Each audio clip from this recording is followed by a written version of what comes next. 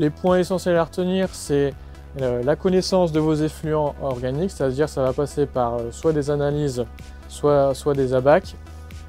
Donc on connaît les teneurs en éléments fertilisants, les coefficients d'équivalence, vous multipliez ça par la dose d'effluent épandu et vous connaissez à peu près la valeur fertilisante de votre effluent. Une fois cette valeur connue, derrière on reprend la méthode du bilan qui derrière va vous apporter une dose X à apporter et le but justement ça va être de maximiser les apports organiques afin derrière de minimiser l'apport minéral, surtout au vu du contexte actuel de l'année.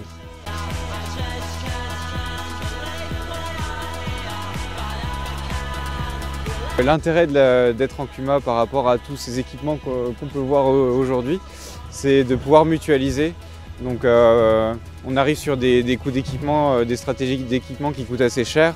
Donc voilà, une tonne aujourd'hui équipée d'un Pandillard, on arrive sur des coûts de 110-120 000 euros. Le fait d'être en groupe, ça permet de mutualiser, donc de limiter fortement les coûts et de pouvoir continuer à s'équiper et être en règle par rapport aux prochaines réglementations et aussi être toujours plus respectueux et puis limiter voilà, les émissions. Voilà. Et ça permet aussi dans certains cas, quand c'est justifié, de pouvoir s'équiper aussi de plusieurs types de rampes et d'enfouisseurs qui s'adaptent à chaque cas, à chaque culture et à chaque période de l'année.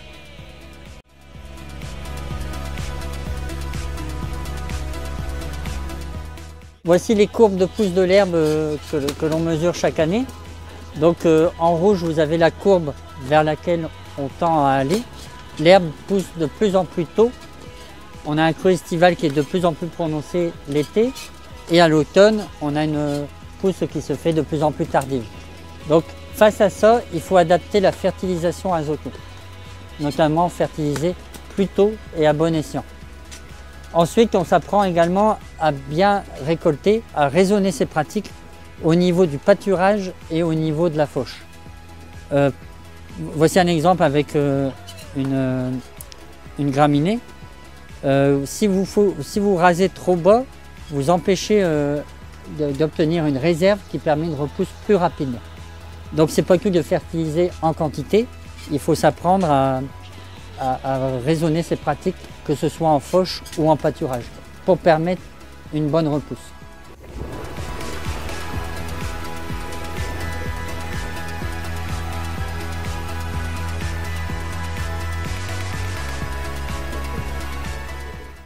Alors ici c'est un stand particulier, on est dans la parcelle et ce qui nous intéressait c'était comme habituellement la structure du sol.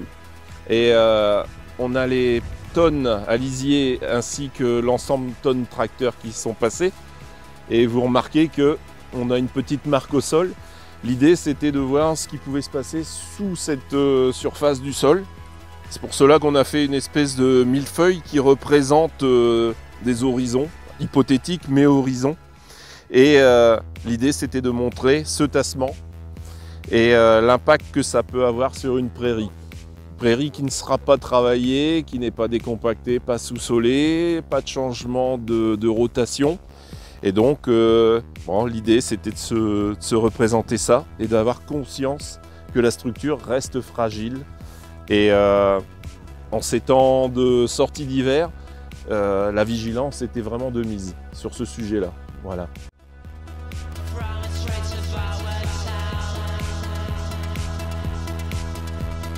Ce qu'il faut retenir en fait, c'est que les lisiers ont des valeurs agronomiques très différentes en fonction du type d'animaux, en fonction de la dilution. Et donc là, c'est vraiment important de faire des analyses de son lisier.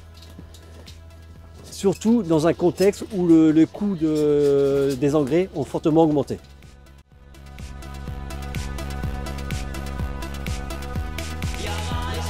France, on est l'Observatoire régional de la qualité de l'air et on s'est associé avec la Chambre d'agriculture pour mener le projet EPANDAIR, donc qui vise en fait à mesurer les émissions et les pertes d'ammoniac dans l'air et donc identifier un peu les techniques qui pourraient limiter cette volatilisation et donc limiter l'impact sur la qualité de l'air.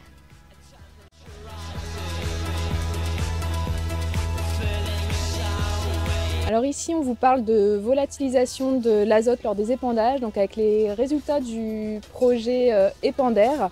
Donc suivant le type d'engrais, le matériel, la technique d'épandage, il y a une solution pour diminuer cette volatilisation. Et si vous voulez aller plus loin, vous pouvez nous contacter. On a une petite calculette suivant l'engrais, suivant la quantité.